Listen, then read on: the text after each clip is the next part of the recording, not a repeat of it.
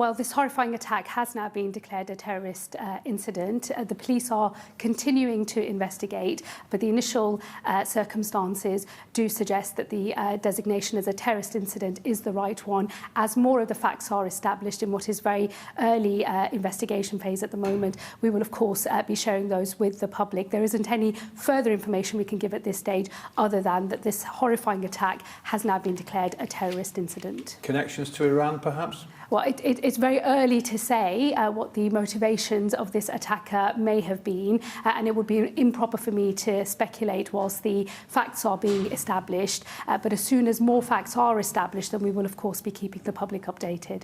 In terms of keeping the public safe, and particularly the Jewish community safe, the PM said that the first responsibility of the state is to keep people safe, and yet the Jewish community are clearly less safe than their neighbours, aren't they?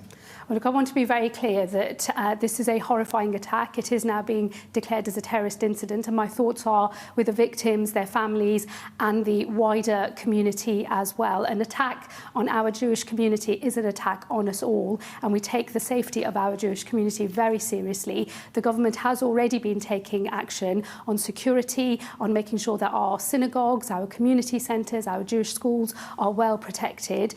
There has been an enhanced police presence that will continue, and we will strain every sinew to keep all of our Jewish community safe. You talk about an enhanced police presence, but as you've said, this is not the first time there's been an attack. There have been quite a few, particularly in the Golders Green area. One thinks of the ambulances being torched and so on. What more can you do? What more needs to be done to make the Jewish community feel safer? Because clearly they're very worried.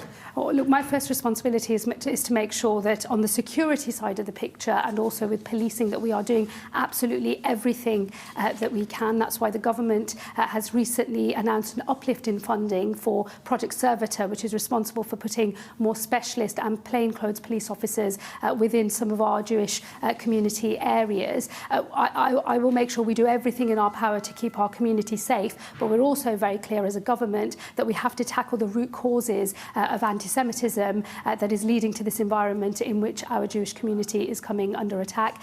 We put money behind education to try to deal with these issues when our children are young so that they understand how we should behave towards one another, to root out hatred before it is able to take hold. And my colleagues in the health department and in other parts of government are reviewing the wider response that we need as a government, because we are absolutely clear, yes, we have to keep our community safe, but we do have to deal with the root causes as well, and we will. Well, you talk about the root causes, but whatever you're doing about the root causes doesn't seem to be working, does it?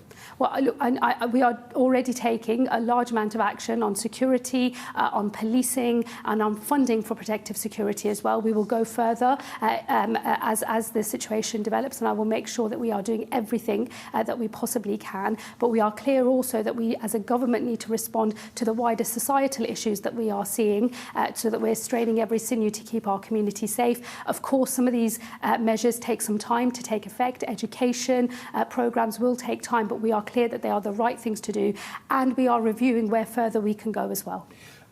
It's not just the Jewish community here who are concerned, but the Israeli government. You probably know that Isaac Herzog, the Israeli president, has said the UK government can no longer claim that anti-Semitism is under control. And he says the Prime Minister's words are no substitute for confronting roots of anti-Semitism. The Jewish community, are they losing patience with all this sympathy and warm words and not enough action?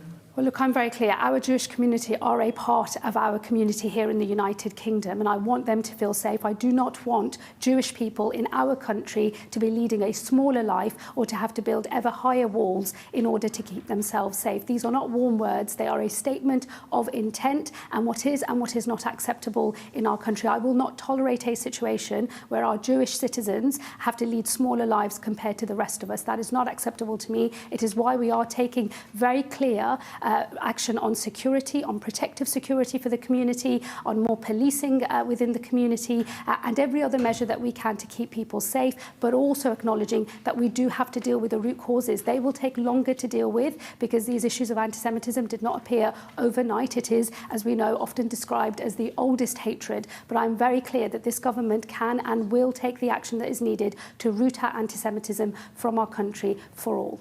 What would you say to political opponents, your political opponents, who might say that the Labour government is not doing enough to protect the Jewish community or tackle this sort of violence because they're worried about pro-Gaza voters and pro-Gaza candidates in elections and the threat to Labour at the ballot box next week?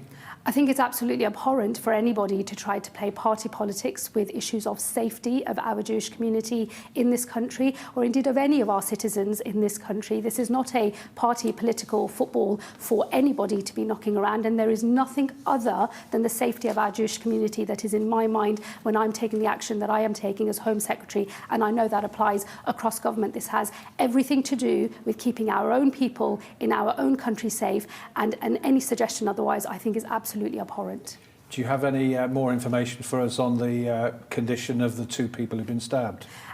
We know that one man in his 70s and one in his 30s were stabbed. They are being looked after in hospital, and we will be providing more information in due course. Are you planning to go to Golders Green? I will be visiting. I'm already in contact with policing directly and with members of the community, and I hope to be able to go and visit them very soon.